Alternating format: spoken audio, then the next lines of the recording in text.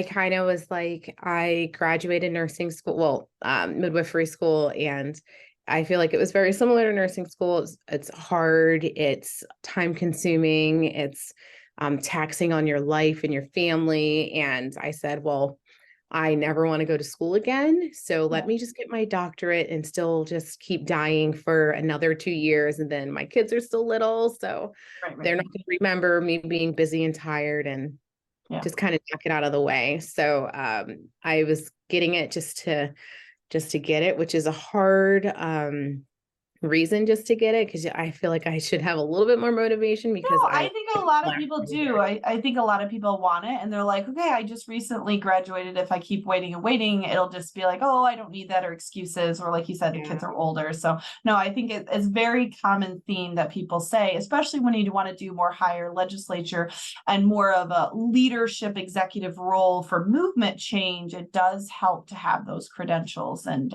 that additional experience.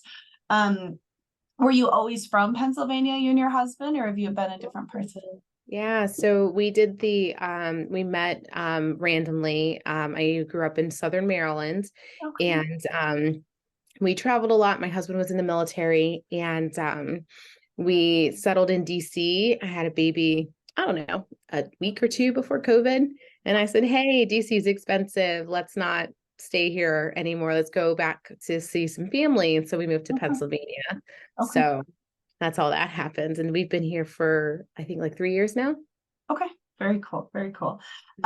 What made you, I know you mentioned the story of the lady in the ER, but you did that for labor and delivery. When was it the pivot, or did you knew that very moment you were going to do midwife, and it like, no, was there another aha angel? Yeah. So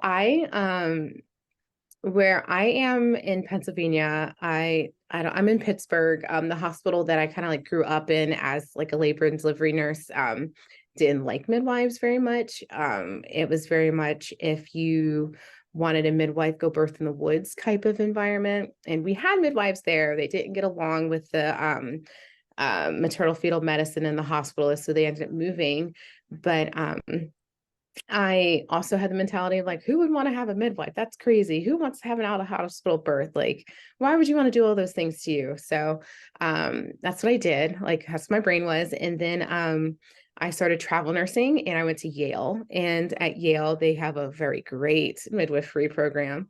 And I learned all these new things about labor and birth, and how my whole little bubble in my hospital wasn't not necessarily bad or true, but the conception of midwives wasn't appropriate, and how like midwives could practice. And then I went to another hospital, which I don't know if I should name. It was just the terrible hospital. It was the worst experience I've ever had in my life. I saw. Well, just say it was a bad hospital. Yeah. Yeah. It was pretty terrible. And I don't know, I argued with doctors a lot. And I was like, no, these women need more education, or like educated, and everyone needs educated. The doctors need to be educated. There's no practice that's appropriate. So I was like, maybe I do want to be a midwife, because I can help, these people and these populations. And then so I kind of thought about it, and I was still like, I don't know if I want to go to school. And then I went to GW, George Washington University Hospital. And that was another really great experience. They also have a really great midwifery program. And they essentially convinced me to become a midwife.